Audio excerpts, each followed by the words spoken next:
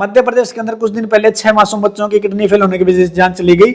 उसका कारण था एक कप सिरप जो उनके माँ बाप ने उनको पिलाई थी। अगर आप भी अपने बच्चे को कप सिरप पिलाते हो तो मेरी बात ध्यान से सुन। हर माँ बाप एक ही गलती करते हैं, वो एक्सपायरी डेट चेक करते हैं। अब आप लोग बोलोगे कि एक्सपायरी डेट चेक करना तो एक अच्छी बात है, लेकिन अगर सिरप ओपन हो जाती है तो ओपन होने के बाद सिर्फ 1 महीने तक ही चलती है। 1 महीने बाद उसके अंदर फंगस बैक्टीरिया उत्पन्न हो जाते हैं और उसकी वजह से बच्चों की किडनी और लीवर पर बुरा इफेक्ट पड़ता है।